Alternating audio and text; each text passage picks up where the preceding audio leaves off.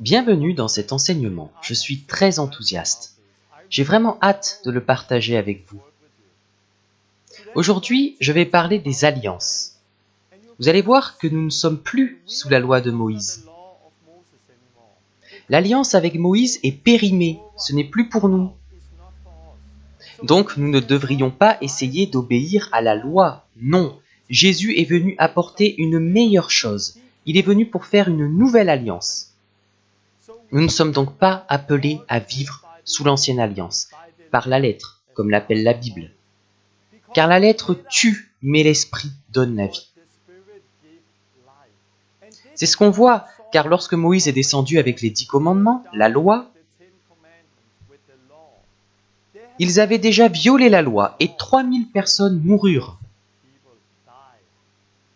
Mais quand le Saint-Esprit descend à la Pentecôte, 3000 personnes reçoivent une nouvelle vie. Pourquoi ? Parce que la lettre tue et l'Esprit donne la vie. Je pense que vous allez entendre quelque chose que beaucoup n'ont jamais entendu avant. Ça va vous ouvrir les yeux et vous libérer pour que vous viviez la vie que Dieu a pour vous. Une vie dans la liberté. Certes, une vie sainte, dans laquelle on ne vit pas dans le péché, mais cette vie ne viendra pas en essayant d'obéir à la loi. Cette vie viendra en se concentrant sur la nouvelle vie dans l'esprit. Je crois donc que cet enseignement va vous aider et vous libérer. Dieu vous bénisse.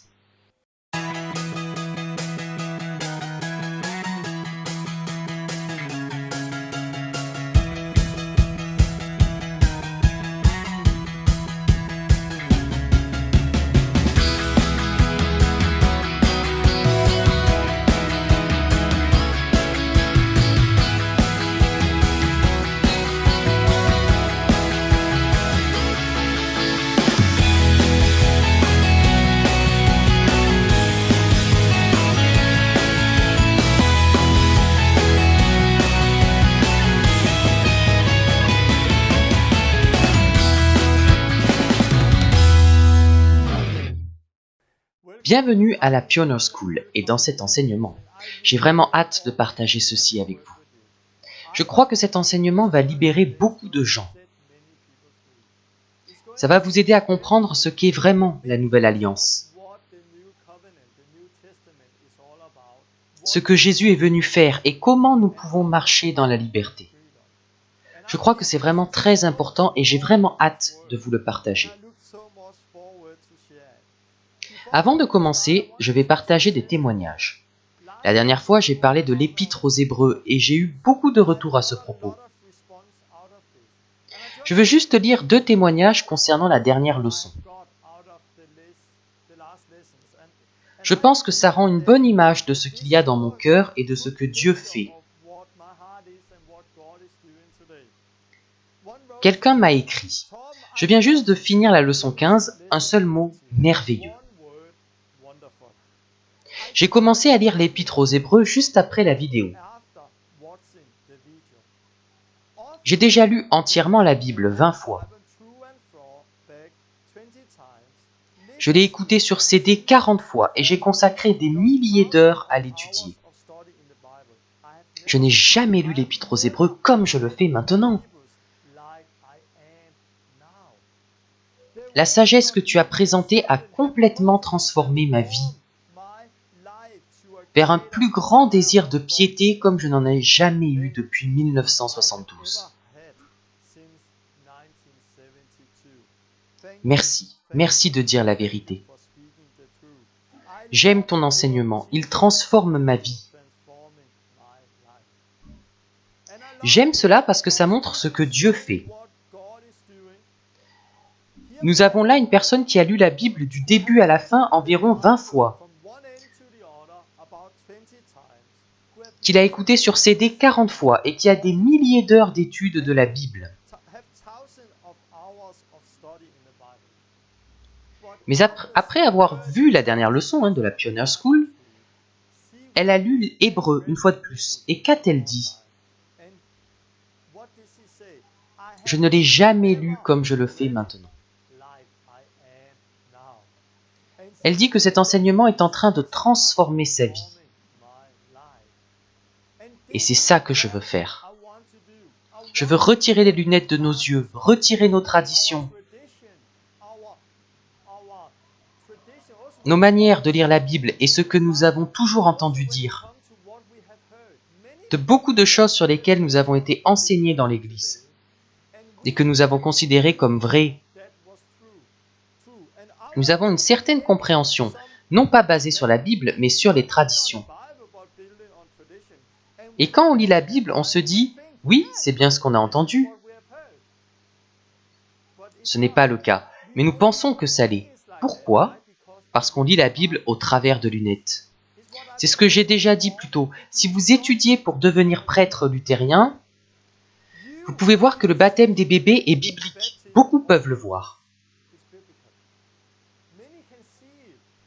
Mais ceux qui n'ont pas cette formation se demandent « Comment peut-on voir une telle chose ?» C'est à cause des lunettes, la façon dont on est habitué à lire la Bible. Et je crois que cet enseignement va vous donner un panorama. Il va vous aider à retirer vos lunettes, comme cette personne l'a fait, pour que vous puissiez lire la Bible d'une façon nouvelle, et que cela transforme aussi votre vie. Une autre personne m'a écrit « Ces derniers jours, je me suis repenti. J'aime comment l'Esprit de Dieu t'a rendu confiant. Tes 2 derniers enseignements m'ont transpercé jusqu'au cœur. Grâce à eux, je vis un grand changement. Depuis que j'ai commencé la Pioneer School, nous avons vu plus de miracles et de guérisons qu'en 25 ans de ministère. Ces enseignements sont radicaux et bibliques. Et ils augmentent notre foi et notre obéissance. Merci d'avoir écouté et d'avoir obéi. Nous avons là une personne qui sert Dieu dans un puissant ministère. Il connaissait la parole, mais cet enseignement l'a conduit à une profonde repentance. Cet enseignement a provoqué chez lui un grand changement.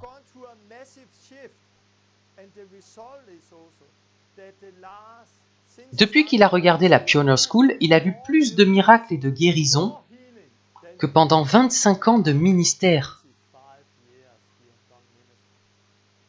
C'est ce que je crois, que cet enseignement nous aide à nous défaire de nos lunettes, qui nous aide à vivre un puissant changement dans notre vie personnelle avec Dieu. Et le résultat de cette vie, ce sont des miracles, des guérisons, des gens sauvés, des vies transformées et l'Église qui grandit. Alors nous vivons la vie du livre des Actes. J'aime les témoignages et je pourrais vous en donner beaucoup depuis la dernière leçon. Nous avons été en Angleterre, c'était incroyable. Je vous encourage à regarder les vidéos d'Angleterre. C'était dans une église anglicane, mais il y avait une liberté comme rarement j'en ai vu. J'étais vraiment libre, je partageais la parole sans contrainte. Des gens se sont convertis, ont été guéris, c'était très puissant. On a baptisé 8 personnes. Nous sommes allés dans une autre église où il y avait un baptistère. Et nous avons baptisé les gens là-bas, sur leur confession de foi. Les vies ont été transformées.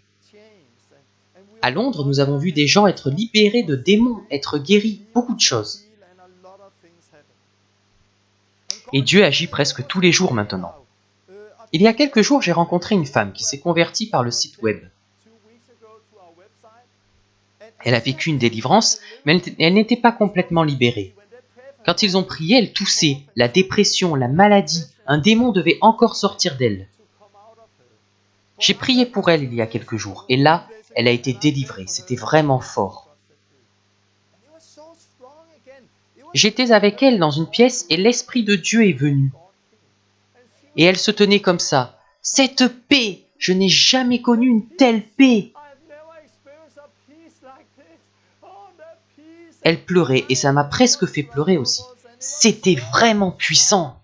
L'Esprit de Dieu est venu dans une petite pièce. Quelques jours après, elle m'a écrit « Torben, quelle journée merveilleuse hier !» Je remercie Dieu tous les jours de m'avoir guidé ainsi. Une dernière chose est sortie de moi hier. Au début, alors qu'on priait pour moi, je toussais et je me débattais. Parce que le mal devait sortir de moi. Il est sorti hier et j'ai ressenti une paix. Et quelle paix! Une paix merveilleuse! Et elle parle de cette paix. Elle me remercie pour la Pioneer School et tout le reste. Puis elle écrit « J'ai hâte qu'on prie encore pour moi, cette fois pour recevoir le Saint-Esprit. » En lisant cela, je me suis dit « Mais elle a déjà le Saint-Esprit. » Je suis sûr qu'elle l'a, car en priant pour elle, j'ai vu l'Esprit descendre sur elle. Donc je lui ai écrit « Tu l'as déjà, commence juste à parler. » Quelques heures après, elle m'a écrit « Oh, c'est tellement merveilleux! J'ai juste commencé et les mots sortaient de moi. » Je ne sais pas d'où ils sortaient, cela venait de mon esprit. Je parle en langue et je loue Dieu. C'est tellement incroyable! Comment as-tu su que j'avais déjà le Saint-Esprit? J'aime ce que Dieu fait. Je crois que cet enseignement va nous aider à voir plus de choses comme ça. Nous aider à voir plus de vies être changées comme dans ces témoignages. La dernière fois, j'ai parlé du fait qu'on avait reçu une grâce à la place d'une autre. Une grâce à la place d'une autre grâce, on peut le traduire ainsi. La loi a été donnée par Moïse, la grâce et la vérité sont venues par Jésus-Christ. Cela fait référence à une alliance. Car Dieu a formé une alliance avec Moïse qui était basée sur la loi. Mais plus tard, Dieu a créé une nouvelle alliance avec Jésus, basée sur la grâce et la vérité. Donc, on parle ici d'une alliance. La loi est venue par Moïse. La grâce et la vérité sont venues par Jésus-Christ. Puis la lettre aux Romains dit « Le péché n'aura point de pouvoir sur vous, puisque vous êtes non sous la loi, mais sous la grâce. » Romains 6, 14. Autrement dit, quand on est sous la loi, on est sous la domination du péché. Mais quand on est sous la grâce, dans la nouvelle alliance, le péché n'a pas de puissance sur nous. En regardant les églises aujourd'hui, on voit beaucoup de gens qui vivent encore sous la loi, qui vivent encore sous l'ancienne alliance. À cause de cela, ils ne vivent pas libérés du péché. Dans leur vie, le péché a du pouvoir sur eux. Ils se concentrent en permanence sur le péché et doivent lutter encore, doivent lutter contre. Ils sentent que le péché les tient liés et qu'il exerce un pouvoir sur eux. Mais quand on commence à marcher dans la nouvelle alliance, sous la grâce et la vérité, le péché n'a plus de pouvoir sur nous et on expérimente une incroyable liberté, une paix. Ce sont des choses que je vais partager aujourd'hui. Avant de commencer, j'aimerais prier. Seigneur, je te remercie pour ces témoignages et pour tout ce que tu fais. Merci parce qu'on va entendre encore plus de témoignages, de vies changées. Je prie que cet enseignement libère le corps de Christ et qu'il ouvre les yeux des gens, de sorte que les gens puissent marcher sous la grâce dans la nouvelle alliance. Viens avec ton Saint-Esprit, ouvre les yeux, les oreilles et les cœurs pour qu'ils puissent recevoir ce que tu veux leur donner aujourd'hui. Viens avec ton Saint-Esprit et aide-moi à partager cet enseignement, afin que ces mots libèrent les gens. Dans le nom de Jésus. Amen. Je vais parler de la nouvelle et de l'ancienne alliance, ainsi que des différentes alliances dans la Bible. Si vous ne connaissez pas le mot alliance, un autre mot pour alliance est testament. Avant qu'une personne ne meure, elle peut écrire un testament.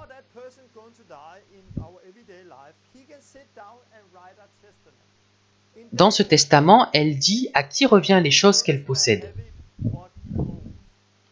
Ce testament peut être avec ou sans condition. Un testament avec condition, c'est par exemple « Un tel aura cette maison à une condition, ne pas la vendre, faire ceci ou cela ». On connaît des histoires dans lesquelles les gens écrivent des testaments avec condition. La personne pour laquelle le testament est écrit ne peut rien modifier. Il ne peut rien ajouter non plus. Une fois écrit, on ne peut faire que deux choses avec le testament. L'accepter avec les conditions ou bien le refuser. On ne peut rien y changer. Donc lorsque Dieu fait un testament avec nous, nous ne pouvons pas lui dire qu'il faudrait changer ceci ou cela.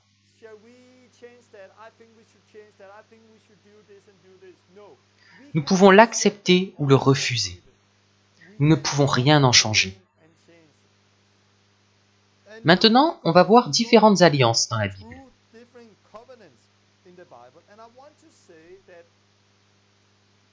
Si vous ne savez pas grand-chose de Noé, Abraham, Moïse et d'autres personnes qu'on va voir,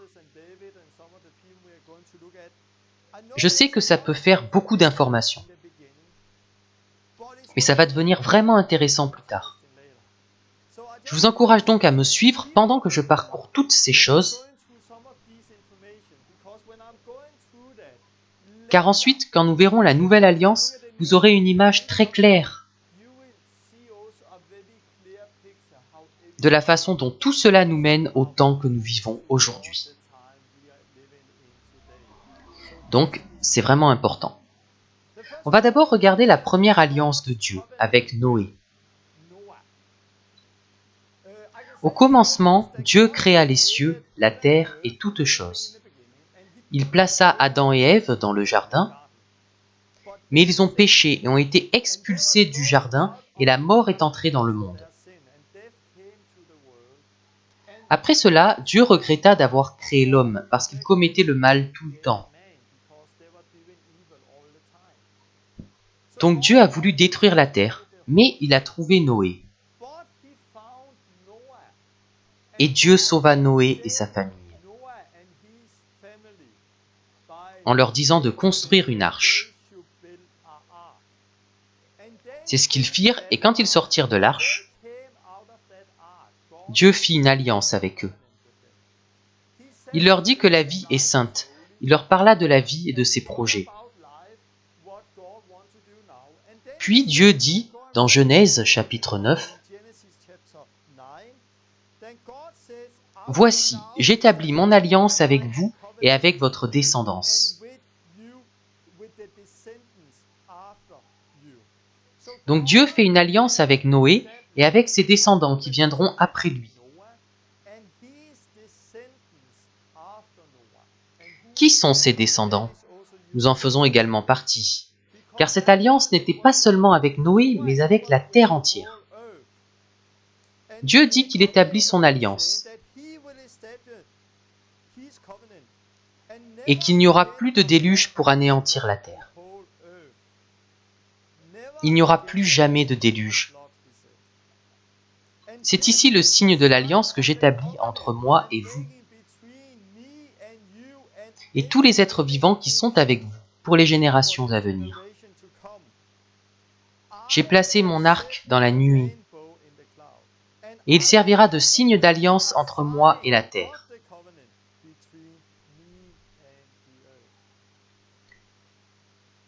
Donc Dieu a fait une alliance avec Noé et nous,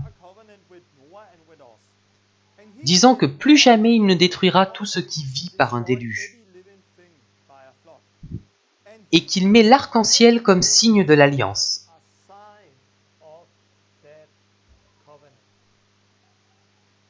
Dans le Nouveau Testament, on parle aussi de Noé dans Hébreux 11. On en parle aussi dans 1 Pierre 3, 20, alors qu'il parle du salut et du baptême. Pierre parle de l'arche et il dit « Un petit nombre de personnes, 8, furent sauvés à travers l'eau. Cette eau était une figure du baptême qui maintenant vous sauve. Et n'est pas la purification des souillures du corps, mais l'engagement d'une bonne conscience envers Dieu. Le déluge de l'époque est aujourd'hui une image du baptême qui nous sauve.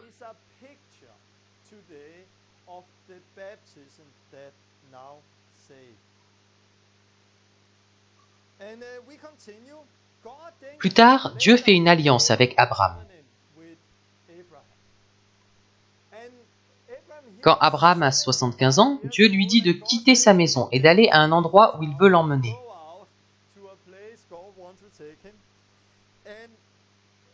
À cause de son obéissance et de sa foi, Abraham est devenu héritier de la justice. Lui aussi est cité dans Hébreux 11. Cette alliance a été faite avec Abraham, avec Isaac et avec Jacob. Dans le Nouveau Testament, quand Jésus parle de Dieu, il parle du Dieu d'Abraham, d'Isaac et Jacob. Et c'est toujours notre Dieu aujourd'hui, le Dieu d'Abraham, d'Isaac et de Jacob. Dans cette alliance, Dieu dit plusieurs choses. Il dit qu'il va bénir Abraham et qu'un grand peuple va sortir de lui.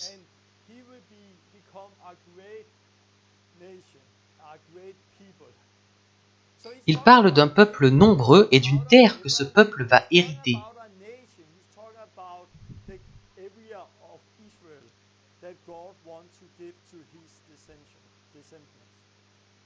Et il dit que quiconque le bénira sera béni, et quiconque le maudira sera maudit. Puis il dit que le signe de cette alliance sera la circoncision.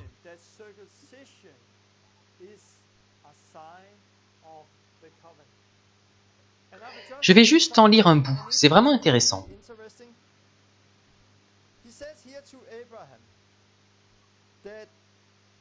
Dans Genèse 17, Dieu dit à Abraham, « C'est ici mon alliance que vous garderez entre moi et vous, et ta postérité après toi. Tout mâle parmi vous sera circoncis. Vous vous circoncirez. Et ce sera un signe d'alliance entre moi et vous. »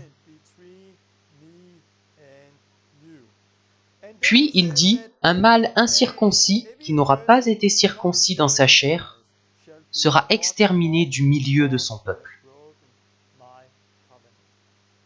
Dieu fit donc la promesse à Abraham qu'il le bénirait et qu'il ferait de lui un grand peuple. Il lui donna aussi pour terre ce qu'il avait devant ses yeux, le pays d'Israël.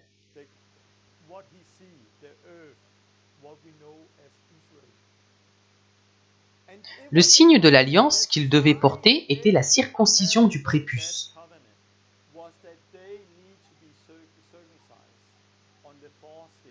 Chaque homme devait avoir le prépuce retranché. C'était le signe qu'ils devaient porter sur leur corps, et celui qui ne portait pas ce signe était retranché.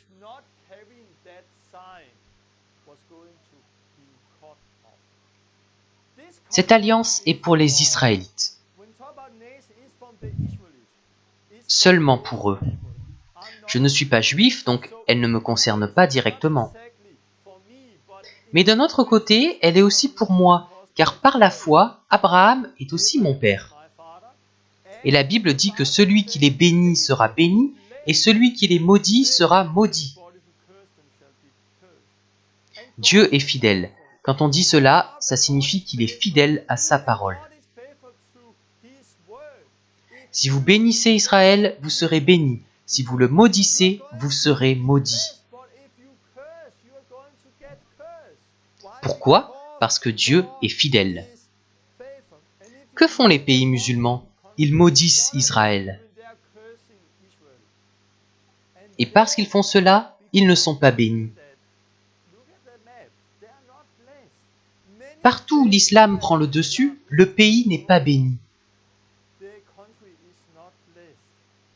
Donc c'est vraiment important. Dieu est fidèle et ce qu'il a dit, il va le réaliser.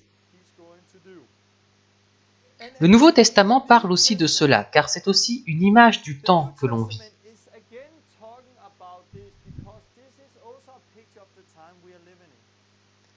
Je vais lire un passage de Romains 4. Abraham crut à Dieu, et cela lui fut compté comme justice. Et il reçut le signe de la circoncision comme sceau de la justice qu'il avait obtenu par la foi, quand il était incirconcis. Il est dit qu'il a été justifié par la foi. Donc il n'est pas devenu juste par la circoncision, il est devenu juste par la foi. La circoncision est maintenant un signe de cette justice qu'il avait déjà par la foi.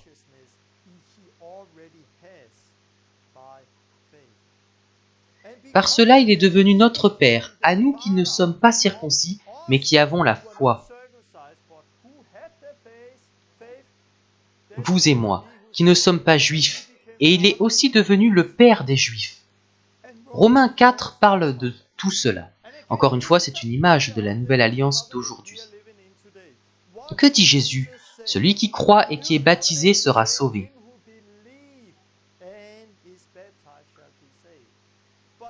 Mais nous ne devenons pas juste par le baptême, nous devenons juste par la foi.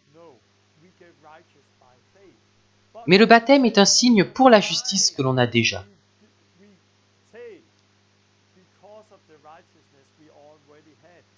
Donc on ne baptise pas les gens qui n'ont pas la foi.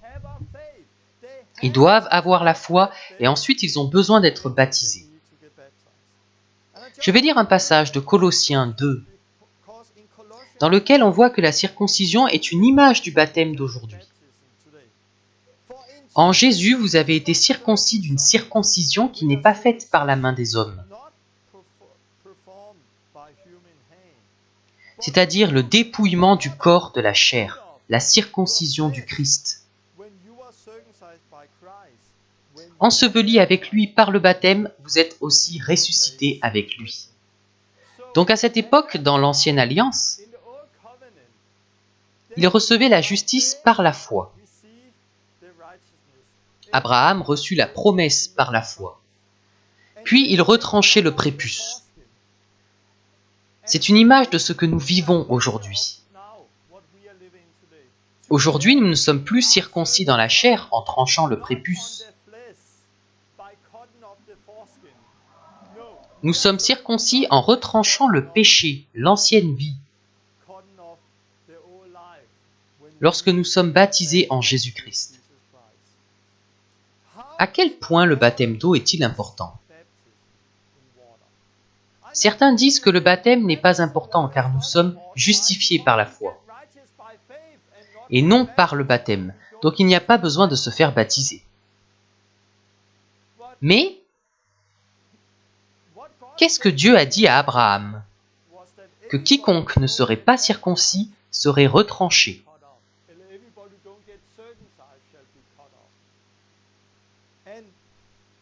Moïse l'a compris plus tard. Dans Exode chapitre 4, quelques générations après Abraham, on lit que Moïse était en chemin avec sa femme Séphora et leur fils. Puis Dieu est venu attenter à sa vie.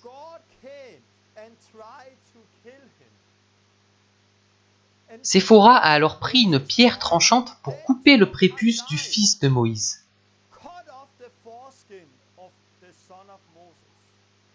Après avoir fait ça, Dieu s'en est allé sans le tuer.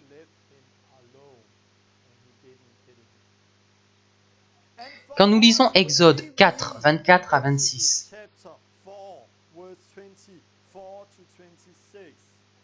nous ne comprenons pas pourquoi Dieu est venu pour tuer Moïse. Pourquoi? Parce qu'il avait brisé l'alliance. Mais dès lors que sa femme eut tranché le prépuce de son fils,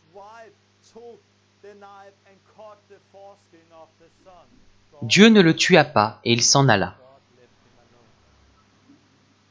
Donc Dieu est fidèle. Cela signifie que si on respecte ses conditions, il respecte son alliance. Mais si on ne respecte pas ses conditions, il brise lui aussi son alliance. Dieu est fidèle envers chacune de ses paroles. Donc à quel point le baptême est-il important? Le baptême est vraiment très important. Et vous verrez cela plus tard lorsqu'on ira dans le Nouveau Testament. C'est vraiment intéressant de parler du baptême de nos jours parce que j'ai grandi dans un pays luthérien. Beaucoup de gens au Danemark ont peur de parler du baptême. Car on ne veut pas offenser l'église luthérienne qui baptise les bébés par aspersion. J'avais la même vision dans mes premières années de conversion. Je ne parlais pas du baptême. Mais j'ai réalisé que je n'avais pas le droit de ne pas en parler, car ça fait partie de l'alliance. Ça peut coûter beaucoup de suivre Jésus. Depuis que les Israélites ont eu la circoncision, elle leur a beaucoup coûté à travers l'histoire. Pendant la Seconde Guerre mondiale, les nazis en Allemagne persécutaient et tuaient les Juifs. Ils ordonnaient souvent aux gens de baisser leurs pantalons. Ils voyaient alors qu'ils portaient ce signe, la circoncision sur leur corps. Et parce que les nazis voyaient qu'ils étaient circoncis, ils étaient tués, ça leur coûtait la vie. Mais ils continuaient de circoncire. Pourquoi? À cause de l'alliance. À travers l'histoire, la circoncision a coûté beaucoup de vies et de persécutions. De la même manière, le baptême dans l'eau a coûté la vie et des persécutions à beaucoup de gens. Quand les anabaptistes ont commencé à baptiser les gens sur la base de leur foi, un baptême par immersion, le baptême biblique, beaucoup de gens ont été persécutés et tués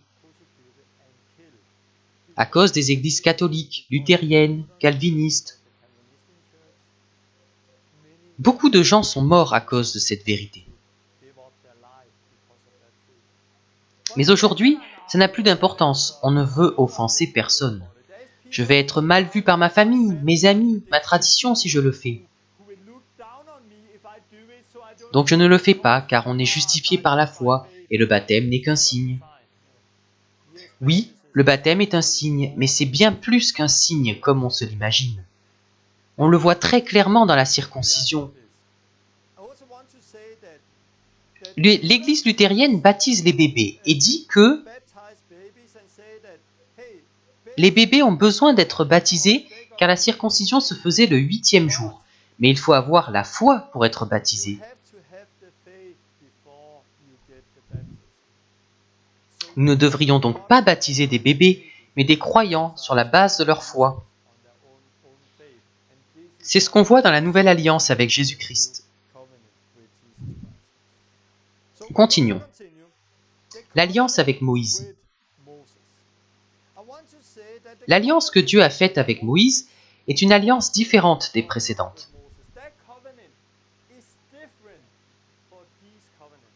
Car cette alliance avec Moïse était une alliance qui n'était pas éternelle. C'était seulement pour une période, avant que loin ne vienne.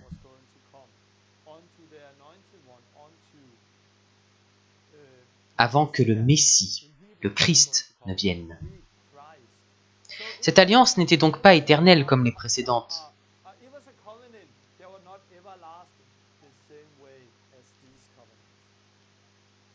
Dans Exode 19, Dieu est descendu avec les 10 commandements et le reste de la loi sur le mont Sinaï. Et il fit une alliance avec Moïse et les Israélites. On lit dans Exode 24 que Moïse vient et répète au peuple ce que le Seigneur dit.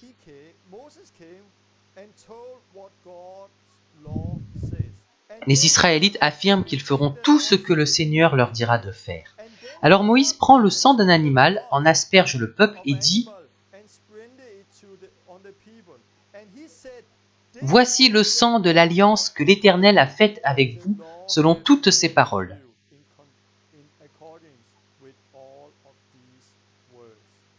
Donc Moïse a pris le sang et a dit qu'il s'agissait du sang de l'alliance que Dieu a faite avec eux.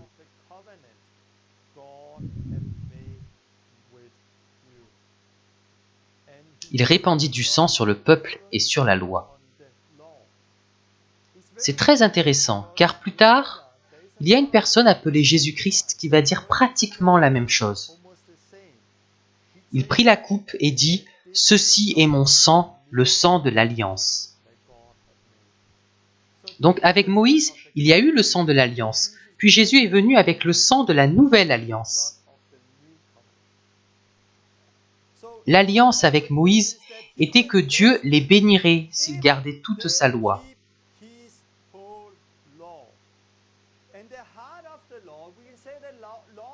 Il y avait la loi du pays d'Israël, la loi des offrandes et des sacrifices, et les 10 commandements, qui sont le cœur de la loi. Les 10 commandements écrits sur des tables de pierre. Donc Dieu les bénirait s'ils gardent toute la loi. S'ils violent la loi, ils seront maudits. Les signes de l'alliance étaient les tables de pierre et elles étaient placées dans l'arche de l'alliance. Car lorsque Dieu a donné à Moïse les tables de pierre qu'il a écrites de sa propre main,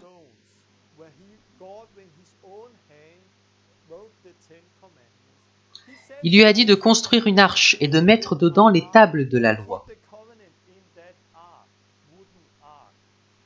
Et c'est ce qu'il fit.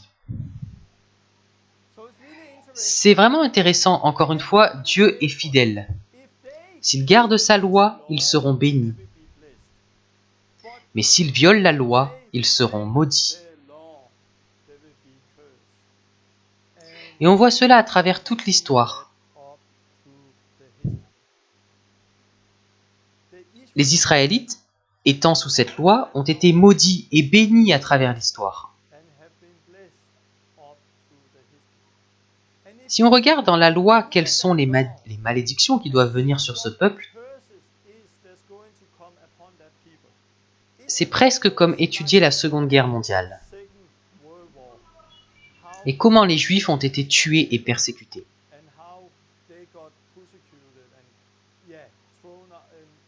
Tout ce qui s'est passé pendant la Seconde Guerre mondiale avec les nazis. Donc Dieu est fidèle. S'ils gardent la loi, il les bénira. Mais s'ils violent la loi, ils seront maudits. Parce que c'est l'alliance qu'ils ont accepté de faire avec Dieu. Ils ont dit qu'ils allaient garder chaque parole de la loi, mais ils ne l'ont pas fait. On reviendra plus tard sur cette alliance et on verra une chose intéressante. On arrive ensuite à l'alliance avec le roi David. L'alliance de Dieu avec David. Dieu fait alliance avec David et dit une chose intéressante dans 2 Samuel 7, 12. Quand tes jours seront accomplis et que tu seras couché avec tes pères, j'élèverai ta postérité après toi. Celui qui sera sorti de tes entrailles, et j'affermirai son règne. Ce sera lui qui bâtira une maison à mon nom, et j'affermirai pour toujours le trône de son royaume. Je serai pour lui un père, et il sera pour moi un fils. Il s'agit là du fils de David, le roi Salomon. Salomon bâtit le temple de Dieu en 950 avant Jésus-Christ. Après avoir bâti le temple, il y plaça l'arche de l'alliance et les tables de la loi.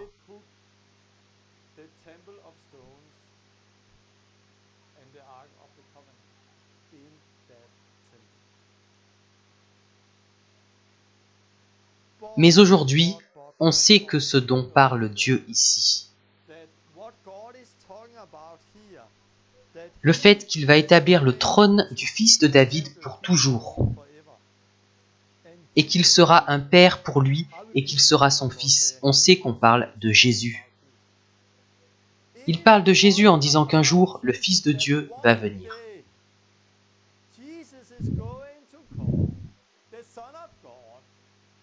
Il sera roi pour toujours, et il va créer une maison pour Dieu. C'est vraiment intéressant parce que c'est une image très claire de la Nouvelle Alliance.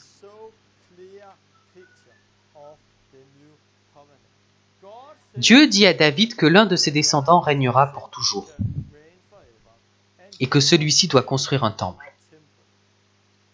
Et Salomon fit cela. Mais quand Jésus vint, il créa un nouveau temple. Non pas un temple de pierre, mais un temple de pierre vivante.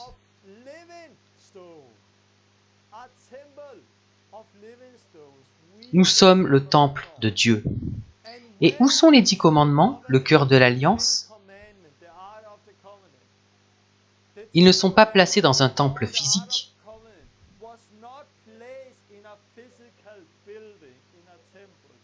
Dans la Nouvelle Alliance, les commandements sont inscrits dans nos cœurs. La loi est écrite dans nos cœurs, non sur des tables de pierre placées dans un bâtiment. Elle est écrite dans nos cœurs et déposée dans nos corps, parce que nous sommes le temple du Saint-Esprit. C'est vraiment une image claire. Je vais maintenant aller dans le Nouveau Testament. Et vous allez voir que toutes les anciennes alliances sont une image du temps que nous vivons maintenant. C'est aussi intéressant de voir comment Pierre, Étienne et les autres prêchaient l'Évangile dans le livre des Actes. On voit qu'ils pointent toujours vers les anciennes alliances. Par exemple, Matthieu 1 montre que Jésus est le fils de David. Quand Pierre a prêché à la Pentecôte, il a dit que Jésus était l'accomplissement de la promesse qui a été faite au roi David. Donc lorsque ces personnes qui connaissaient l'alliance que Dieu a faite avec le roi David ont entendu cela, elles ont compris qui était Jésus. Il était le fils de David, celui qui allait construire un nouveau temple et établir son royaume pour toujours. Il parle très souvent des anciennes alliances. Quand Pierre prêche dans Acte 3, il dit « Moïse a dit, « Le Seigneur votre Dieu vous suscitera d'entre vos frères un prophète comme moi. Vous l'écouterez dans tout ce qu'il vous dira. Et quiconque n'écoutera pas ce prophète, ou qui ne lui obéira pas, sera exterminé du milieu du peuple. » Acte 3, 22. On voit ici que Pierre prêche que Moïse a dit que Dieu enverrait un prophète comme lui.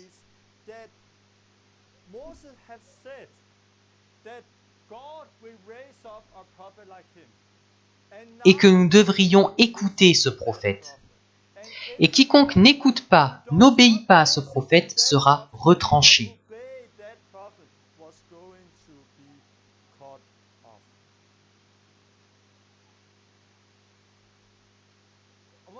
Je vais lire un passage de Jérémie parce qu'il a prophétisé au sujet de la Nouvelle Alliance.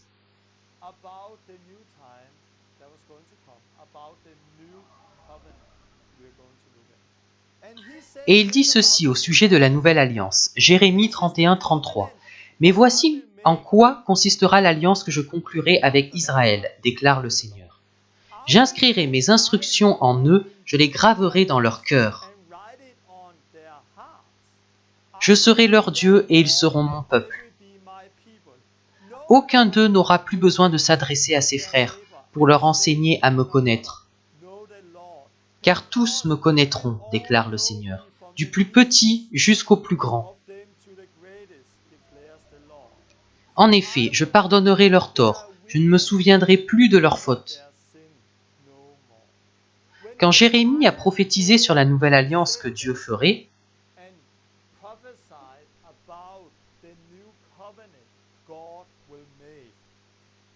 il a dit quelque chose qui était vraiment différent de l'ancienne alliance.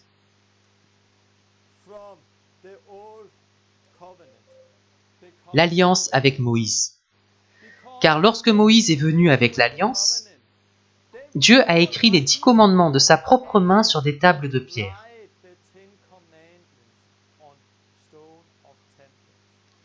Plus tard, Moïse les a mis dans l'arche et l'arche a été mise dans le temple. Mais un jour, Dieu mettra sa loi en nous et il l'écrira dans nos cœurs.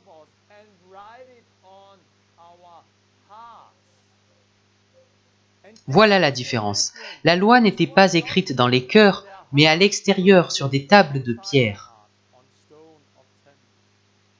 Mais maintenant, la loi serait écrite dans les cœurs. Il a dit une autre chose intéressante. J'inscrirai mes instructions en eux. Il parle d'une nouvelle création. Quelque chose de nouveau se passe en nous. C'est une nouvelle création. Il dit que tous me connaîtront. Il s'agit d'une communion avec Dieu. Et il pardonnera leurs péchés et il ne s'en souviendra plus. Il parle de la libération de la culpabilité, de la honte et de la condamnation.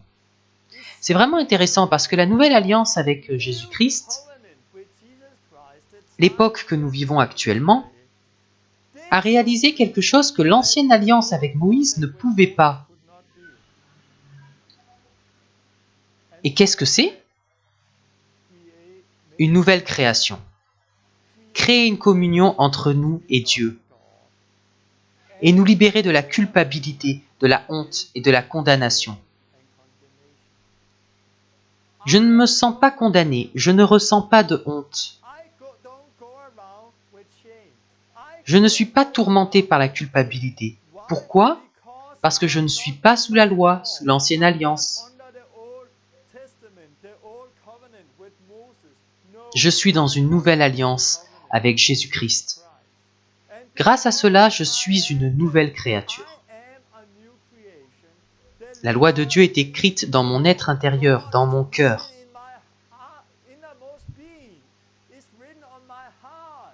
Dieu a retiré mes péchés loin de moi.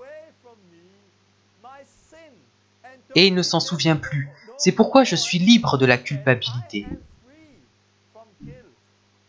libre de la honte et libre de la condamnation. C'est vraiment intéressant car si on regarde ces promesses, on voit tellement de personnes dans les églises aujourd'hui qui ne les ont pas reçues. Elles vivent encore dans l'ancienne alliance.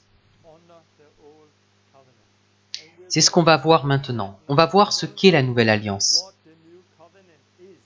Et comment on peut entrer et marcher dans la nouvelle alliance. La Bible parle d'une alliance ancienne.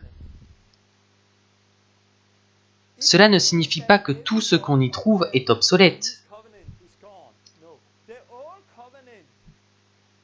La nouvelle alliance remplace l'ancienne, qui parle de la loi de Moïse. C'est cela l'ancienne alliance. L'alliance avec Noé n'est pas l'ancienne alliance, elle continue encore aujourd'hui. Car c'était une alliance éternelle, qui durera tant que le ciel et la terre seront là.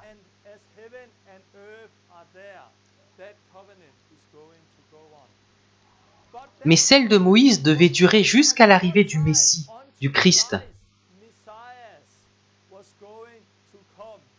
Et il est arrivé et a fait une nouvelle alliance. C'est très important car beaucoup se disent « Oh, nous ne sommes plus sous l'ancienne alliance » et ils jettent tout l'Ancien Testament. Non, l'alliance de Noé continue aujourd'hui.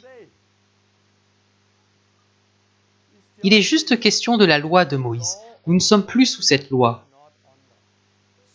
Je peux donc mettre ce X sur la loi de Moïse car elle a pris fin. Nous n'avons plus besoin de vivre sous la loi de Moïse, d'offrir des animaux. Car nous avons quelqu'un qui a offert sa vie une fois pour toutes. J'en ai parlé la dernière fois avec Hébreux. Il s'agit de Jésus. Jésus s'est sacrifié une fois pour toutes, de sorte que nous ne sacrifions plus d'animaux aujourd'hui. Nous ne sommes plus sous cette loi aujourd'hui. Mais de bien des façons, nous essayons de bâtir des églises du Nouveau Testament sur les règles de l'Ancien Testament. Par exemple, la dîme. Donnez 10% de votre salaire pour l'Église. Le Nouveau Testament ne parle pas de cela. Nous ne devrions pas donner la dîme. C'est bien de donner, bien sûr qu'il faut donner. Mais la Bible ne dit pas qu'il faut donner la dîme à la manière de l'Ancien Testament. Et beaucoup ne savent pas non plus ce qu'est la dîme. Si on regarde ce qu'est la dîme dans la loi de Moïse, c'était beaucoup de choses, pas seulement 10%. Parfois, il fallait donner 10%, d'autres fois, il fallait ajouter quelque chose à la dîme. Dans d'autres cas, il fallait manger soi-même la dîme. Parfois, il fallait mettre la dîme de côté tous les 7 ans. Il y avait différentes sortes de dîmes. S'il y avait un roi, il fallait aussi lui donner une dîme. Donc la dîme, c'est beaucoup plus que ce que nous faisons aujourd'hui. Mais on prend un passage de Malachie et on dit qu'il faut donner 10% à l'Église.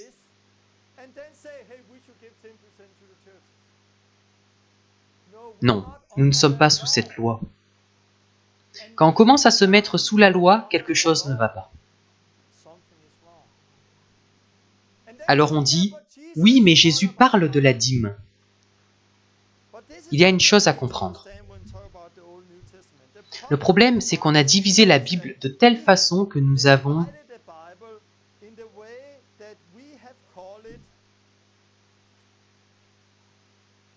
l'Ancien Testament et le Nouveau Testament. Et on pense que tout ce qui est dans ce qu'on appelle l'Ancien Testament est vieux et que ce qui est dans le Nouveau Testament est nouveau. Non, beaucoup de choses dans l'Ancien Testament sont pour nous aujourd'hui. Cela continue. Et certaines choses du Nouveau Testament ne sont pas pour nous aujourd'hui. Parce que ça faisait encore partie de l'Ancien Testament. Je m'explique. Lorsque Jésus disait aux pharisiens qu'ils devaient donner la dîme, devait-il le faire? Oui. Pourquoi? Parce qu'ils étaient sous la loi. Ils avaient des terres en Israël. Et ça faisait partie de qui ils étaient. Jésus leur parlait donc de ce qu'ils devaient faire. Souvenez-vous que les évangiles, quand on lit les évangiles, on doit comprendre que sur plusieurs aspects, ça fait encore partie de l'ancienne alliance. Par exemple, dans la nouvelle alliance, on parle du baptême en Jésus-Christ et du baptême dans le Saint-Esprit. Mais dans les évangiles, personne n'a été baptisé dans l'eau en Jésus-Christ. Personne n'a été baptisé dans le Saint-Esprit, car il n'était pas encore là. L'alliance avec Jésus-Christ n'était pas encore établie comme elle est aujourd'hui. Donc il faut comprendre à qui Jésus parle et de quoi il parle.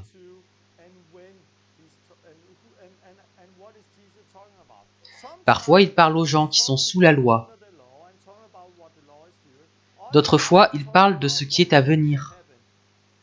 On a besoin de l'aide du Saint-Esprit pour ne pas être perdu dans ce que Jésus dit. La nouvelle alliance. Au temps de Noé, l'alliance était que Dieu ne devait plus détruire la terre par le déluge. Et l'arc-en-ciel en était le signe. Puis il veut bénir Abraham et ses descendants et leur donner le pays de Canaan.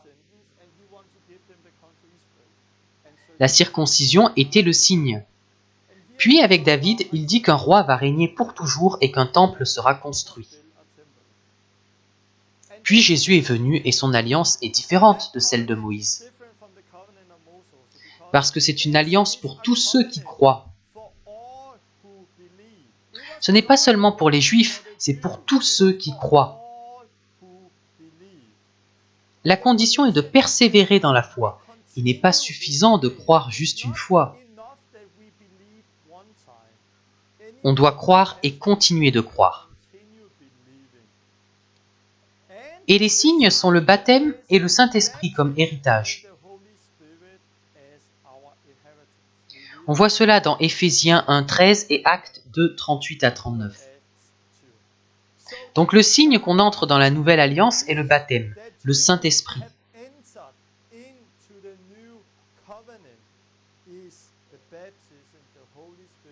Et ce que Pierre a dit à la Pentecôte.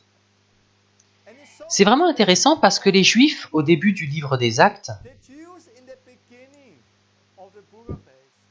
croyaient que cette alliance était seulement pour Israël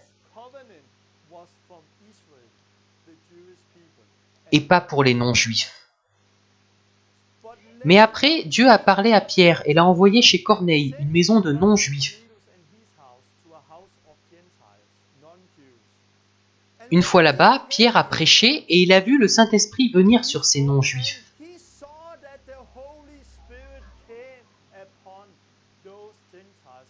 Parce qu'il les a entendus parler en langue. Quand il les a entendus parler en langue, Pierre a compris une chose. Waouh! Eux aussi ont part à la nouvelle alliance. À ce moment-là, parce qu'ils avaient reçu le Saint-Esprit, il a compris qu'ils avaient part à la nouvelle alliance. Et qu'a-t-il ordonné de faire immédiatement? Il n'a pas ordonné de les circoncire. Il n'a pas ordonné de garder toute la loi, les 613 lois que Dieu avait données par Moïse. Non, il ordonna de les baptiser immédiatement. Ils avaient reçu le Saint-Esprit. En voyant cela, il était choqué. Et il ordonna qu'ils soient immédiatement baptisés dans l'eau, de sorte qu'ils ne soient pas retranchés de la nouvelle alliance.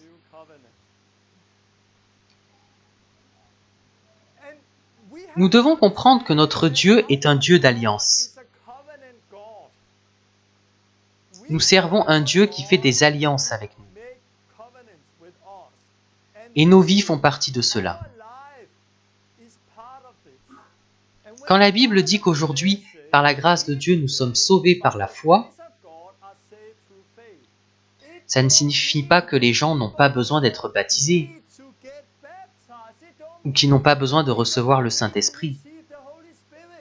Car lorsque la Bible parle de la grâce, de la foi qui nous sauve, elle parle de l'alliance qui est bâtie sur la grâce et la foi. Elle parle de l'alliance. Il y a tellement de méprise quand les gens lisent la Bible. Quand on lit qu'on n'est plus sous la loi, que nous ne sommes pas sauvés par les œuvres mais par la foi, ça ne signifie pas que nous ne devrions pas persévérer dans la foi ou être baptisés dans l'eau et dans le Saint-Esprit, parce que ce sont les conditions sur lesquelles l'alliance de foi est bâtie, sur lesquelles l'alliance de grâce est bâtie. Mais parce que les gens ne savent pas que Dieu est un Dieu d'alliance, ils disent « Nous sommes sauvés par la grâce à travers la foi, donc pas besoin d'être baptisés ni d'obéir à Dieu. »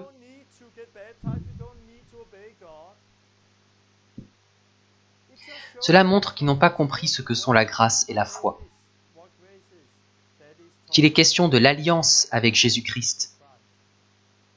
Le Nouveau Testament, qui est bâti sur la condition du baptême. De la même manière que l'alliance d'Abraham était bâtie sur la condition de la circoncision. Je trouve cela vraiment intéressant, la nouvelle alliance. Il y a beaucoup d'images là-dedans. On parle aussi d'un prophète qui viendra un jour, un agneau immolé, un homme immolé et un grand roi. Beaucoup de Juifs croient qu'il y aura deux personnes différentes. La première est un agneau immolé, la seconde est un grand roi. Mais c'est la même personne. La première fois que Jésus est venu, ce n'était pas pour juger le monde, mais pour le sauver. Il est venu comme l'agneau à immoler à cause de nos péchés.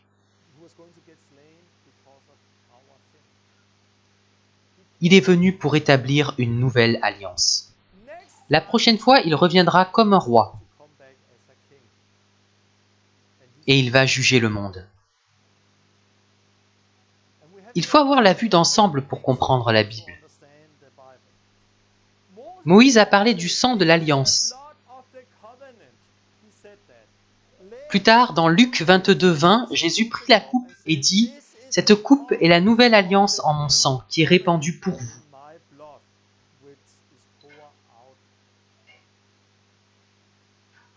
La nouvelle alliance prend la place de l'ancienne. N'essayez pas de vivre sous la loi. Que ce soit le sabbat, la dîme, la prêtrise, tout ce que Dieu a dit à Moïse. Nous ne sommes pas sous la loi de Moïse. Maintenant, nous sommes sous la loi de Christ. Nous ne sommes pas sous la loi de Moïse, mais sous la loi de Christ, le Nouveau Testament. On va regarder maintenant ce que Jésus a dit. Il est ce prophète que l'on doit écouter, à qui on doit obéir. Avant tout, je veux souligner que Jésus est aussi très radical. Il est même plus radical que la loi. Mais sachez que c'est une bonne nouvelle. C'est radical, mais c'est toujours une bonne nouvelle. La Bible dit quelque chose d'intéressant sur la loi. Dans l'Ancien Testament, la loi était écrite avec des lettres sur des tables de pierre. Dans le Nouveau Testament, la loi est écrite dans nos cœurs.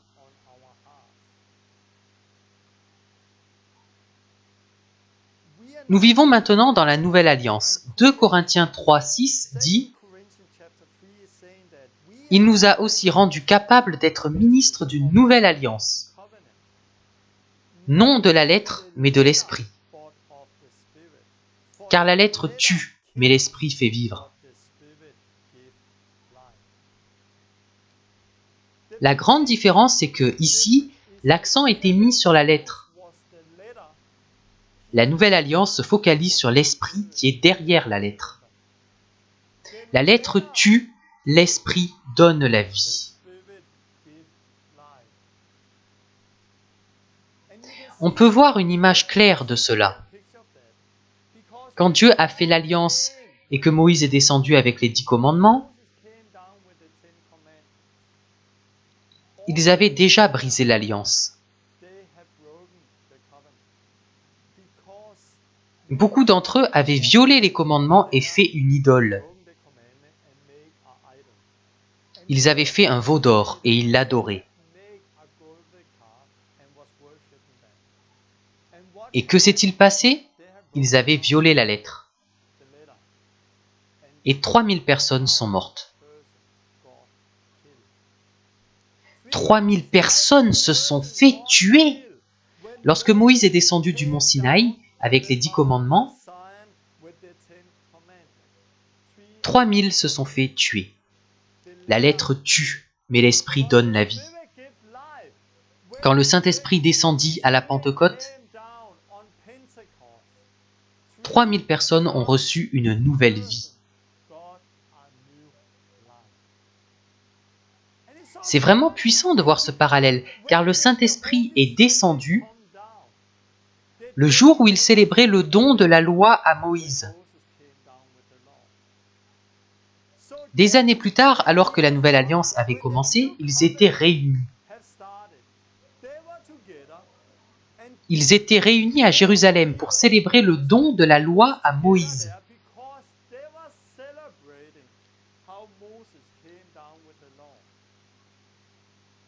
Mais le Saint-Esprit est descendu établir une nouvelle alliance. Et que s'est-il passé ? 3000 se sont repentis et ont été baptisés d'eau et d'esprit. 3000 ont reçu une nouvelle vie. 3000 sont morts et 3000 ont reçu une nouvelle vie. Jésus n'est pas venu seulement avec la lettre, mais avec l'esprit derrière la lettre. On va voir ça. On va regarder l'esprit qui est derrière la lettre. Jésus a parlé des 10 commandements de différentes manières.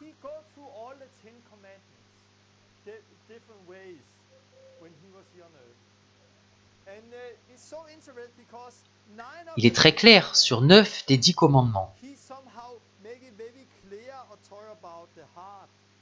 Celui qui est très différent, c'est le sabbat. Il explique le véritable but du sabbat de plusieurs manières différentes. J'ai quelques versets sur le sabbat, mais je ne veux pas approfondir maintenant. En parlant du sabbat, Jésus a dit « Le sabbat a été fait pour l'homme, et non l'homme pour le sabbat. De sorte que le Fils de l'homme est maître même du sabbat. » Marc 2, 27. Dieu a donné le sabbat et les 10 commandements. Mais les hommes ont tout tordu. Le sabbat devait être une bénédiction pour eux. Mais c'est devenu une nouvelle malédiction. C'est devenu une chose qu'ils ne devaient pas faire au lieu d'une aide.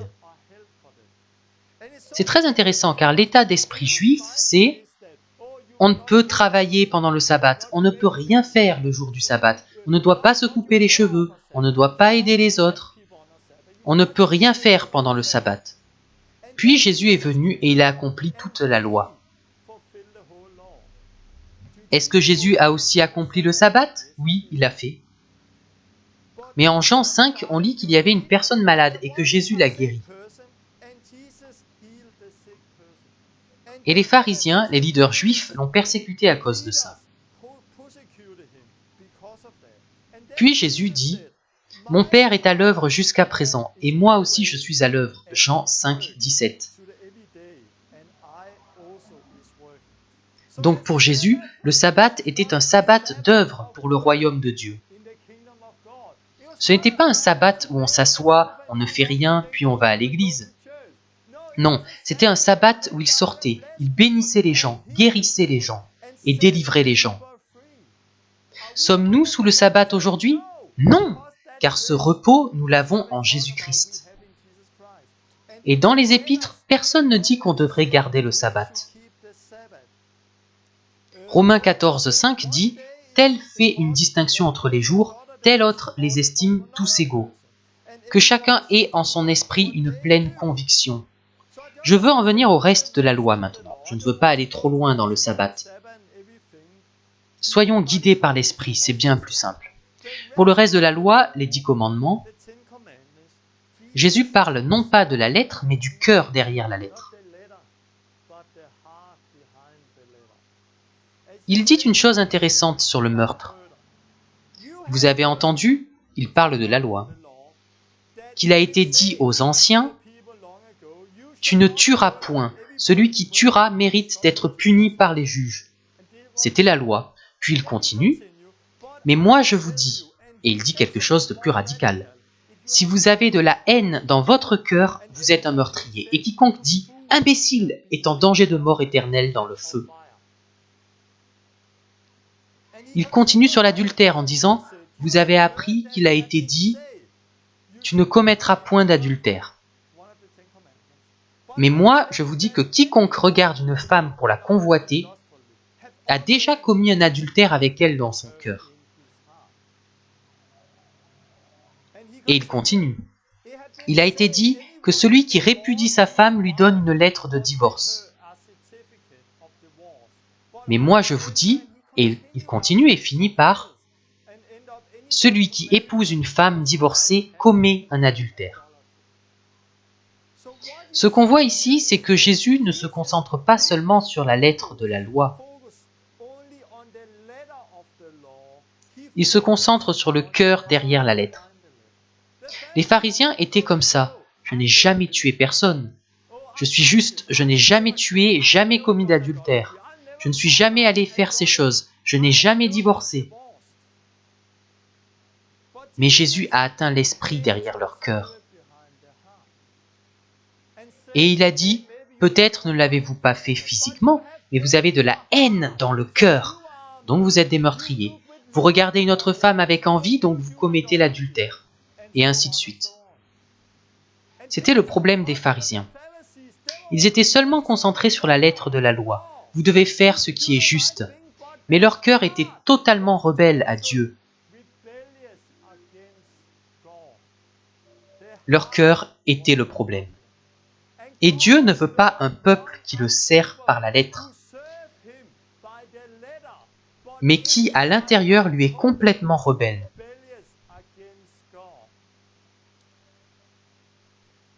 Avant que Jésus n'en vienne à certains des 10 commandements, il dit ceci en Matthieu 5.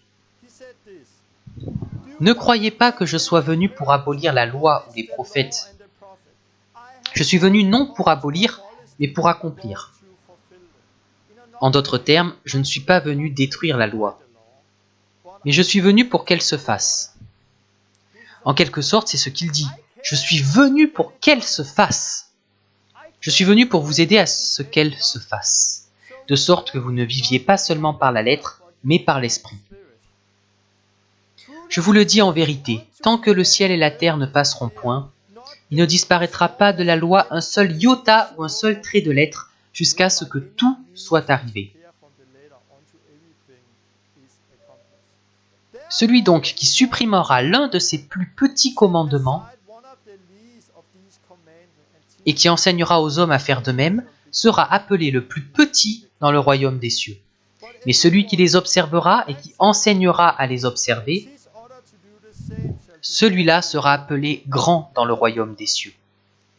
Car, je vous le dis, si votre justice ne surpasse pas celle des scribes et des pharisiens,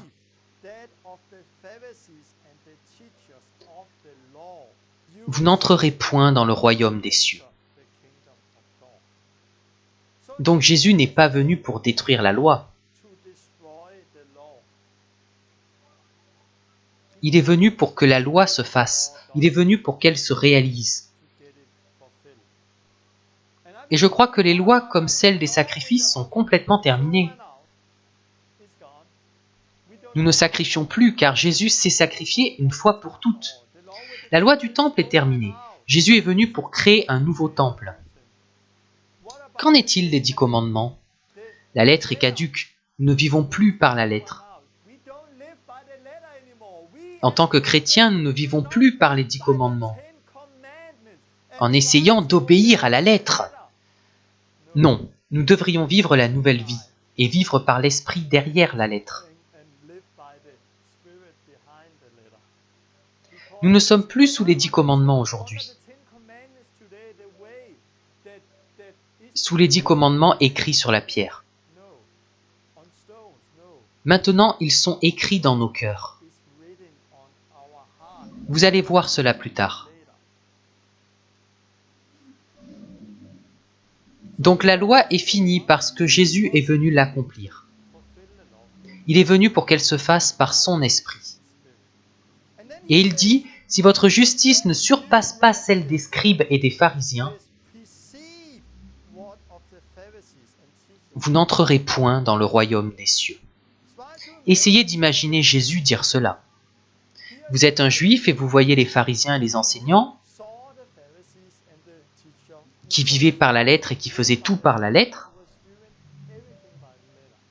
Ils passaient toute leur vie à vivre correctement d'après la loi de Moïse.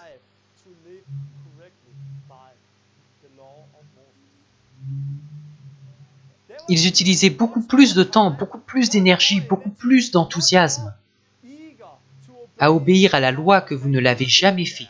Et puis vous entendez Jésus dire, « Si ta justice ne dépasse pas la leur, tu n'entreras pas dans le royaume de Dieu. » En entendant cela, vous vous dites, « Je suis perdu, c'est raté pour moi, car je ne peux pas vivre comme eux le font. Et Jésus m'a dit que ma justice doit dépasser la leur. » Mais Jésus n'est pas venu apporter un nouveau fardeau. Jésus n'est pas venu avec un grand serment de sorte que nous ayons encore plus de difficultés. Non, car la vérité nous libère et nous ne vivons plus sous la loi. Il y a là une liberté, mais je vais reparler de cela.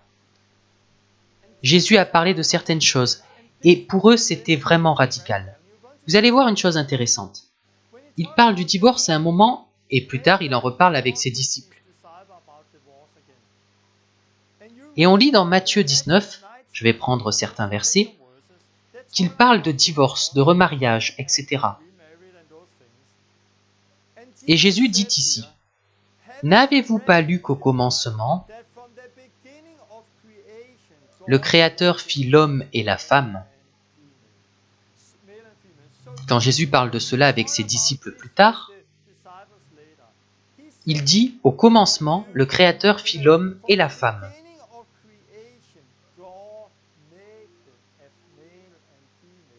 Que l'homme donc ne sépare pas ce que Dieu a joint. Là, il ne parle plus de la loi, il parle d'avant la loi. Comment Dieu a créé les cieux et la terre avant que le péché n'entre dans le monde. Il parle d'Adam et Ève. C'est intéressant parce que Jésus est le nouvel Adam. Il est venu pour rétablir ce qui a été détruit par Adam et Ève.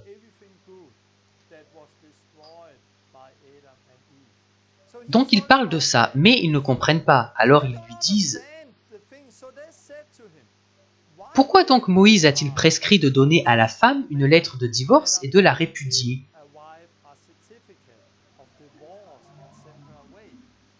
Ils sont donc là à se demander « Mais pourquoi ?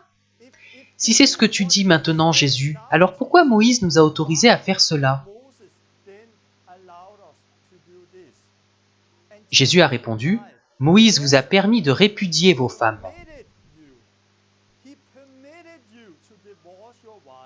À cause de la dureté de votre cœur. Au commencement, il n'en était pas ainsi. »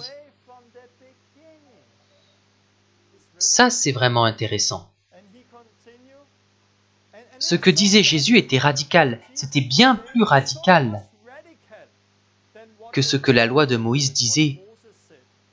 Alors les disciples lui dirent « Si telle est la condition de l'homme à l'égard de la femme, il n'est pas avantageux de se marier. »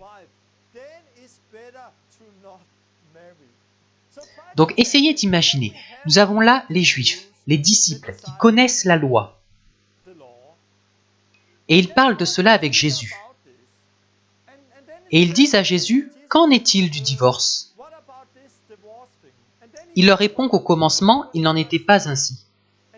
Et il commence à parler du commencement, avant que le péché n'entre dans le monde. Ils ne comprennent pas pourquoi soudainement Jésus parle du commencement. Et ils se demandent pourquoi Moïse a permis aux hommes de divorcer.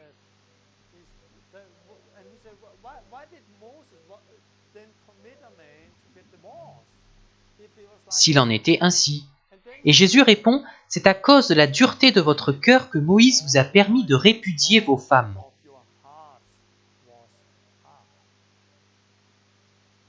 De bien des manières, la loi était un compromis. La loi ne pouvait pas faire ce qu'elle était supposée faire car leur cœur était dur.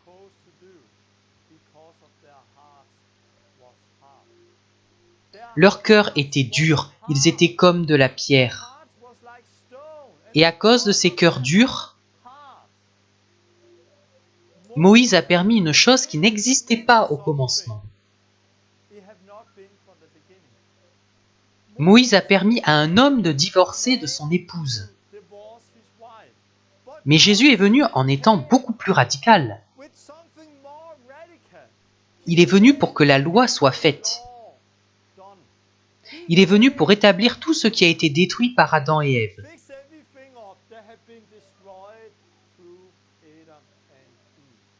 C'est tout l'objectif de la Nouvelle Alliance.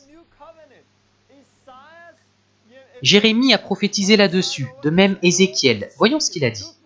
« Je leur donnerai un même cœur, et je mettrai en vous un esprit nouveau. J'ôterai de leur corps le cœur de pierre, et je leur donnerai un cœur de chair. Donc la loi de Moïse était un compromis. Moïse a permis de faire quelque chose qui n'était pas permis au commencement, mais il l'a fait à cause de leur cœur dur. Mais une nouvelle alliance a été établie. Jésus est venu pour que la loi soit faite. Non seulement la lettre, mais aussi l'esprit derrière la lettre. Pour accomplir cette loi. Il a fait cela en traitant le problème. Ce problème de cœurs endurcis.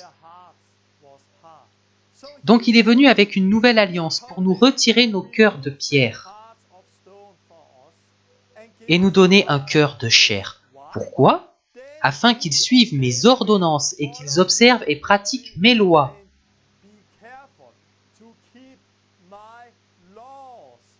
Et ils seront mon peuple et je serai leur Dieu. Ézéchiel 11, 20.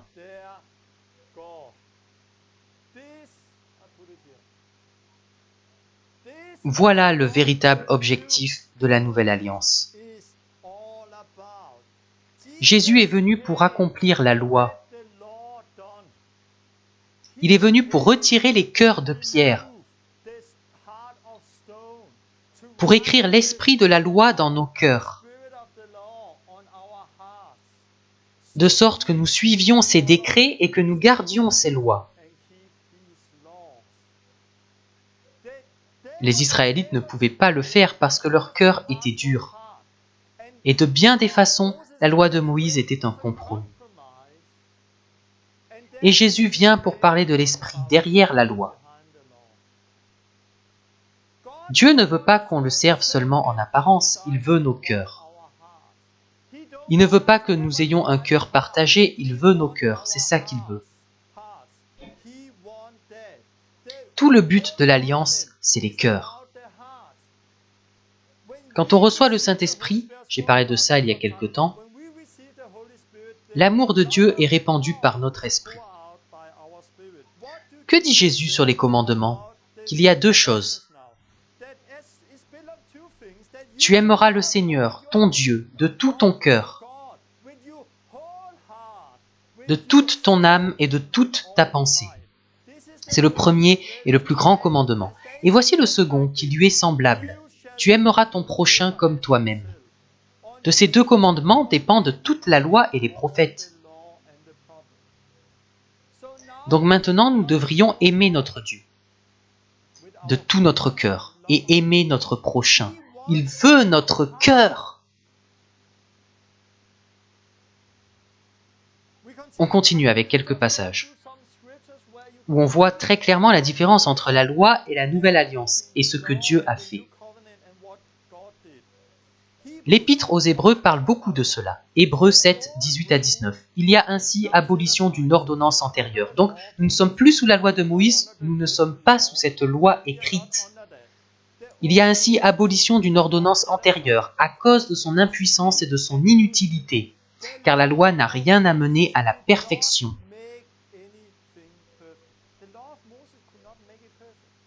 Et introduction d'une meilleure espérance, par laquelle nous nous approchons de Dieu. Il dit donc que la loi n'a rien pu amener à la perfection, elle était impuissante. Romains 8 parle beaucoup de cela, je prends juste quelques passages. Car, chose impossible à la loi, parce que la chair la rendait sans force. Notre chair, la chair est faible. Leur chair était faible, leur cœur était dur comme de la pierre. Donc la loi était incapable de faire ce qu'elle était supposée faire.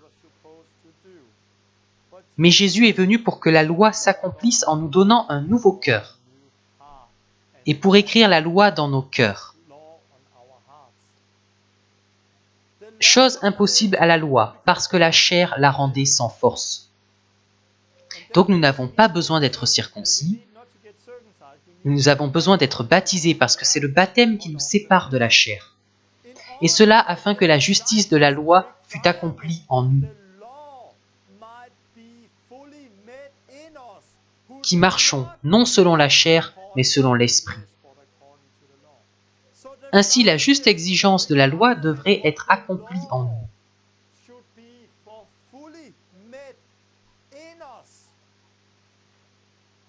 Qui marchons non selon la chair, mais selon l'esprit. Il est souvent question de comment c'était avant et de comment c'est maintenant.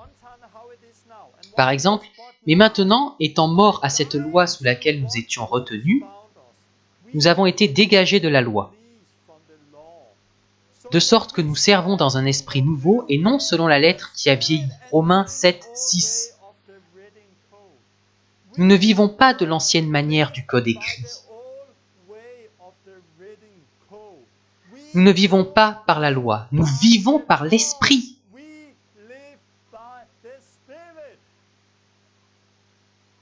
Nous vivons de la nouvelle manière de l'esprit. Mais maintenant, étant affranchis du péché et devenus esclaves de Dieu, vous avez pour fruit la sainteté et pour fin la vie éternelle.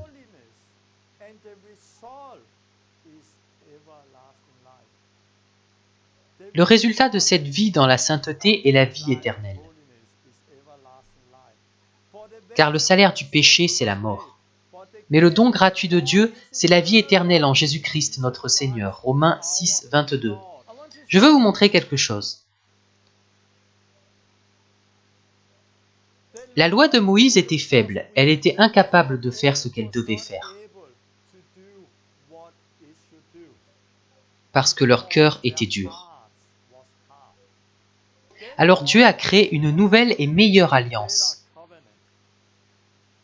Et dans cette alliance, il a créé un nouveau cœur en nous. Il a écrit la loi, les 10 commandements. Non pas sur de la pierre pour les mettre dans un temple, mais dans nos cœurs. Et il les a mis dans notre corps vivant. Nous sommes le temple du Saint-Esprit. Nous pouvons maintenant être en communion avec Dieu. Et nous sommes donc libres de la culpabilité, de la honte et de la condamnation. La loi de Moïse ne pouvait pas le faire, donc Dieu est venu avec une chose meilleure. La loi en était incapable à cause de notre chair. Mais Dieu a envoyé son Fils Jésus-Christ. Et il a fait ce qu'il devait faire par le sang de la nouvelle alliance. Donc maintenant que l'exigence de la loi est entièrement satisfaite en nous,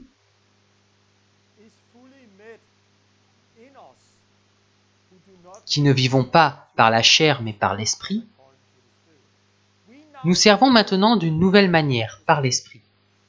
Je veux me concentrer sur la justice de la loi fut accomplie en nous, qui marchons non selon la chair mais selon l'esprit.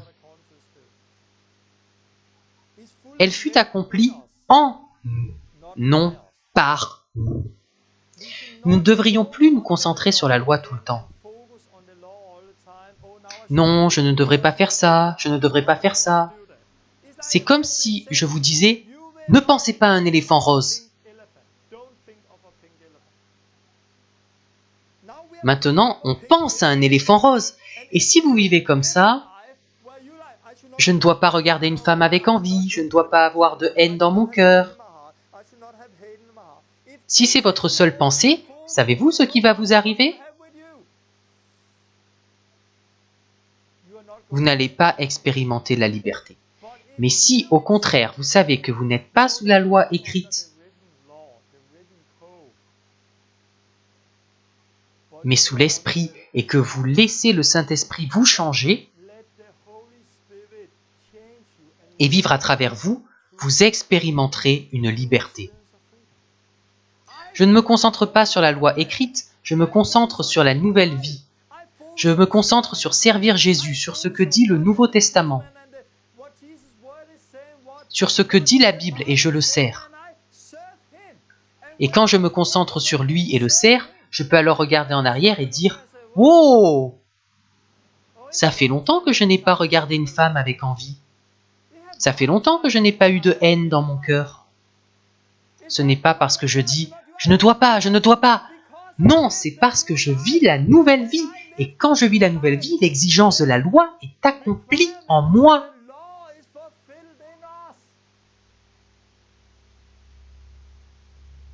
C'est vraiment important, et si je regarde l'Église aujourd'hui,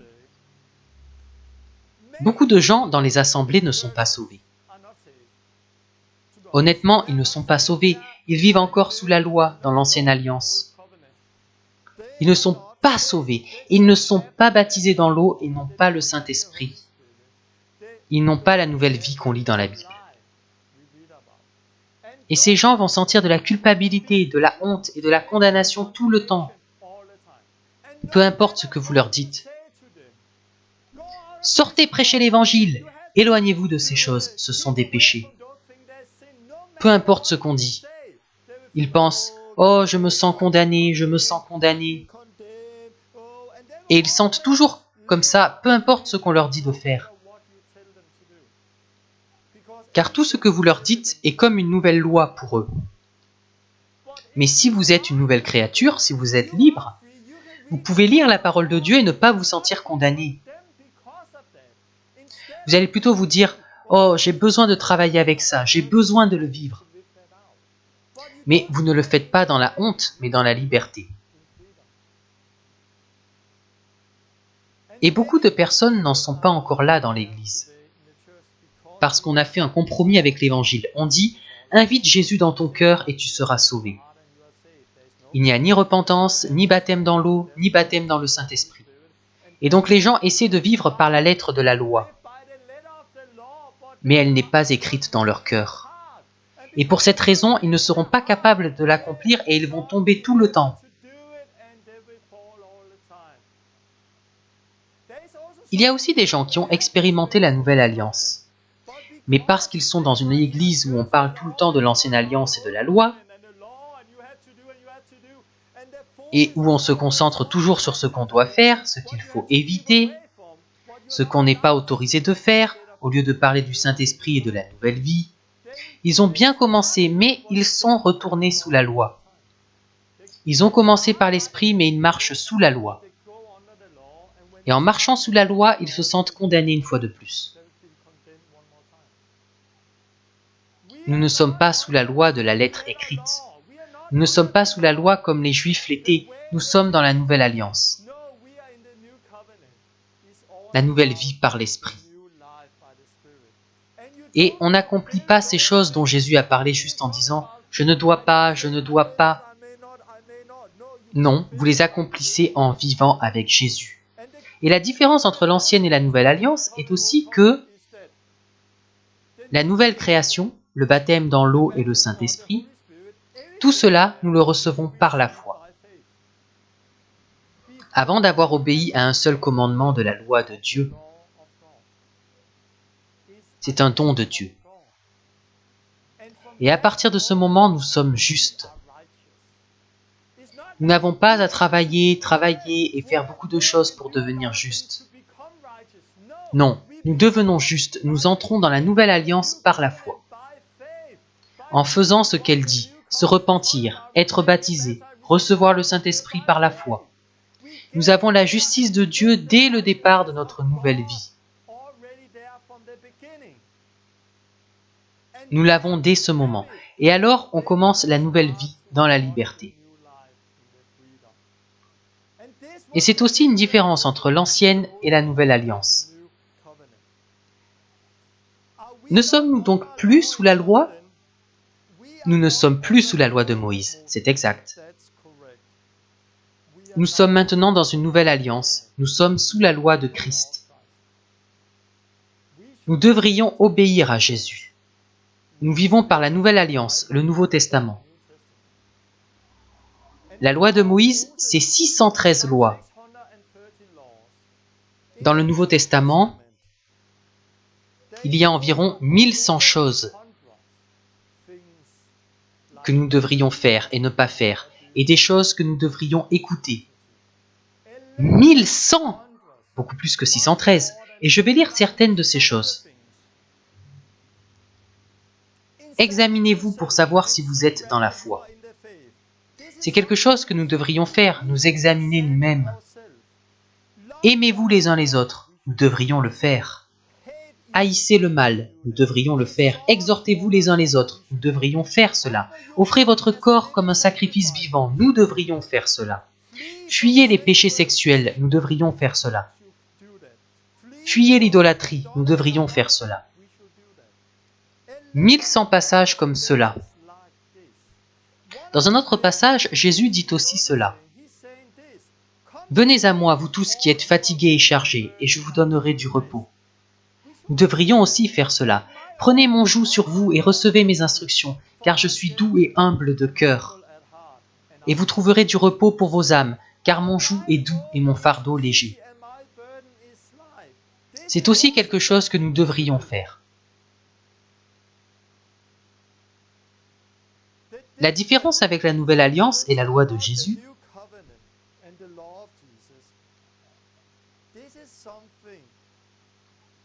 on ne peut pas mémoriser 1100 commandements. Je dois faire ceci, je dois faire cela. Oh, et Jésus a aussi dit, allez et faites de toutes les nations des disciples. Ok, je dois annoncer l'évangile et je dois aussi m'examiner. Oh, je dois faire ceci, je dois faire cela. Non, la loi de Jésus ne fonctionne pas comme ça. C'est la nouvelle vie par le Saint-Esprit. Le Saint-Esprit sait où vous en êtes. Il s'agit d'écouter le Saint-Esprit et de vivre la nouvelle vie. Et parfois, le Saint-Esprit va travailler en vous et dire « Fuis ceci, ne fais pas cela » et vous obéissez. D'autres fois, le Saint-Esprit dira « Tu dois sortir, tu dois obéir. Tu dois sortir et prêcher l'Évangile. C'est la vérité, c'est ce que Jésus dit. » Et le Saint-Esprit va travailler en vous, alors vous obéissez et vous le faites. D'autres fois, le Saint-Esprit dira « Calme-toi, viens à moi. Viens à moi, prends mon joug sur toi. Là, tu prends trop de choses sur toi, prends mon joug. » Et c'est aussi la vérité, c'est aussi ce que le Saint-Esprit dit. Et c'est une bonne chose. Ce qui est bien, c'est que le Saint-Esprit va convaincre le monde de justice, de péché et de jugement. Il nous enseignera tout ce dont nous avons besoin et nous aidera à nous rappeler tout ce que Jésus a dit.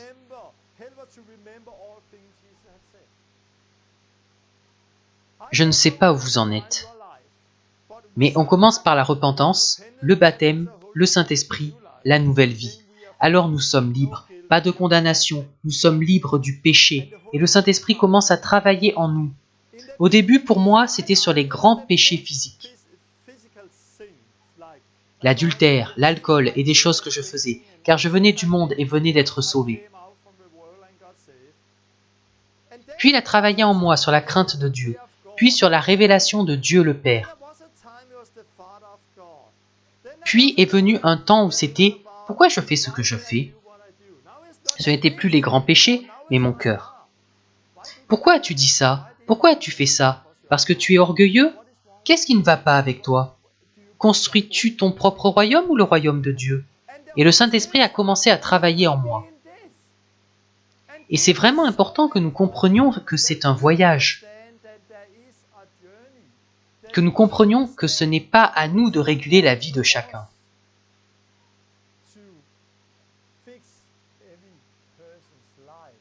Mais au Saint-Esprit, par la nouvelle vie.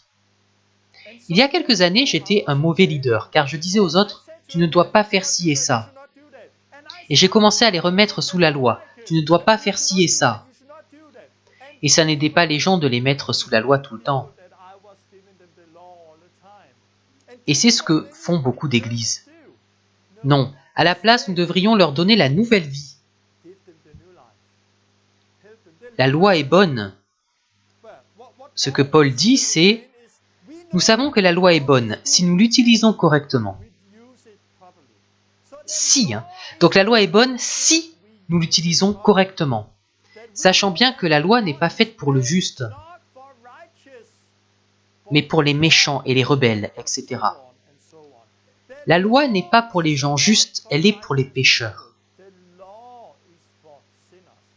J'utilise la loi quand je partage l'évangile. J'utilise aussi ce que Jésus dit ici, pour que les gens comprennent leurs péchés. Parfois, je partage l'évangile avec des personnes qui se disent chrétiennes, car je vois d'après leur vie qu'elles ne sont pas sauvées. Elles ne vivent pas dans les nouveaux commandements, elles sont encore sous la loi et vivent dans le péché.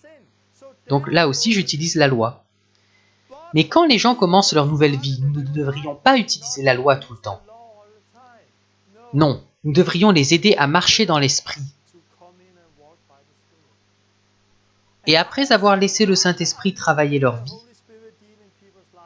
je les ai vus grandir à un point que je n'ai jamais vu auparavant. Car c'est le Saint-Esprit qui travaille en eux.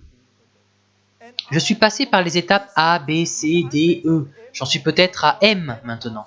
Certaines personnes en sont à P, d'autres à E. Chacun en est à un endroit différent dans son voyage. Mais le Saint-Esprit sait où ils en sont. Il sait quelle est la prochaine étape pour chacun. Donc nous ne devrions pas prendre les 1100 lois que Jésus apporte dans le Nouveau Testament. Nous devons seulement lire le Nouveau Testament. Prier, chercher Dieu et laisser le Saint-Esprit travailler en nous. Ne vous concentrez pas seulement sur la lettre. Ne vous concentrez pas sur la lettre de l'Ancien Testament. Vous êtes libre. Concentrez-vous sur le Nouveau Testament. Concentrez-vous sur l'Esprit. Je vais m'arrêter maintenant et j'espère vraiment que cet enseignement va vous aider et vous libérer. Que vous allez comprendre que vous n'êtes plus sous la loi. Maintenant, vous devriez vous concentrer sur l'Esprit. Nous servons d'une nouvelle manière, celle de l'Esprit. De bien des façons, c'est facile d'être chrétien. Écoutez seulement le Saint-Esprit. Lisez le Nouveau Testament, lisez l'ensemble de la Bible, bien sûr. Mais lisez le Nouveau Testament et laissez-le entrer dans votre vie. Qu'il fasse partie de votre identité. Et alors vous verrez comment le Saint-Esprit vous dit « Non, tu dois faire ceci, fuir cela ». Le Saint-Esprit travaille en nous. Il nous rappelle « Tu dois sortir et prêcher ». « Hé, du calme, prends mon joug sur toi, prends du temps avec moi ». Le Saint-Esprit nous guide. Et c'est en cela que nous vivons aujourd'hui. Nous ne vivons pas dans le code écrit, nous vivons par l'Esprit, la nouvelle vie. Ce que la loi ne pouvait faire, Jésus est venu et l'a fait dans la nouvelle alliance. En écrivant la loi dans nos cœurs, en nous donnant le nouvel esprit. Et je crois que ça va vous aider et vous libérer. Je vais prier et mon épouse va chanter. Dieu, merci pour cet enseignement. Je prie qu'il aide les gens et les libère pour vivre la nouvelle vie que tu as pour chacun. Merci car nous ne sommes pas sous la loi, mais sous la grâce, sous la vérité. Par la grâce, nous recevons tout, la nouvelle vie. Alors nous commençons à vivre dans la vérité. Et puis la vérité nous libère. Nous te remercions pour cela. Jésus, nous te remercions pour ta justice par la foi et parce que tu nous as donné cette justice, de sorte que par notre amour pour toi, nous puissions te servir. Nous n'avons pas besoin de garder tes commandements pour que tu nous aimes. C'est parce que nous t'aimons que nous voulons garder tes commandements. Parce que tu as déjà déversé ton amour dans nos cœurs par le Saint-Esprit, nous voulons te servir.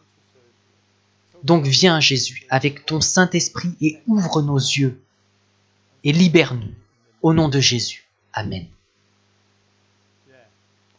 J'espère que vous en avez retiré quelque chose. Ce n'est pas un fardeau, c'est une nouvelle vie. Nous aimons Jésus, nous le suivons et nous voulons garder sa loi.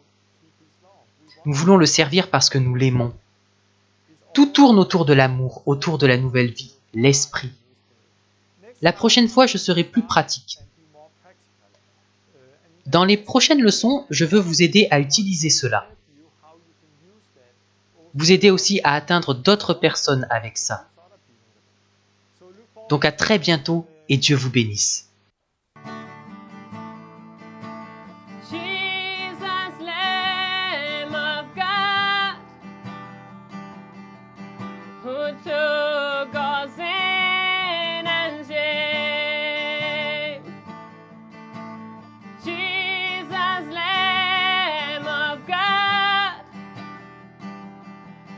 Who took my sin and shame.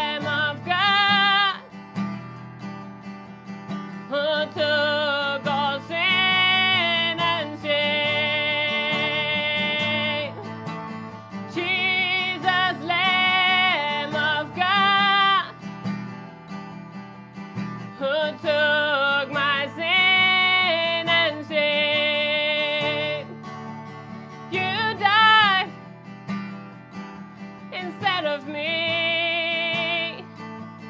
You took that punishment that belonged to me. You took my sickness at the cross. At the cross, you took my suffering. I worship you.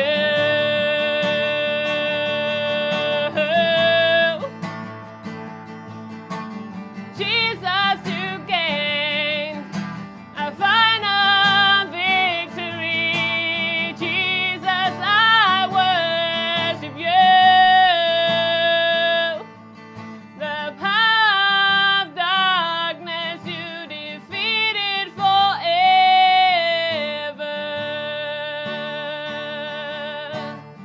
Jesus, thank you, Jesus.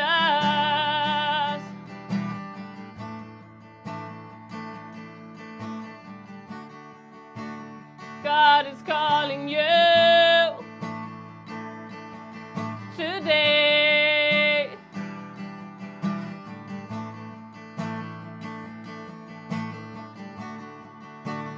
Give your life to Him.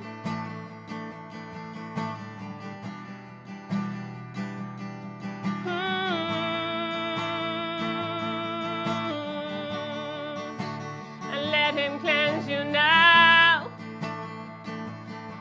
and set you free.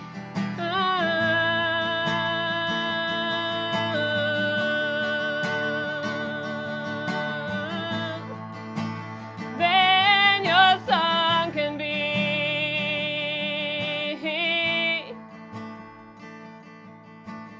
you died instead of me. You took the punishment that belonged to me. You took my sickness at the cross.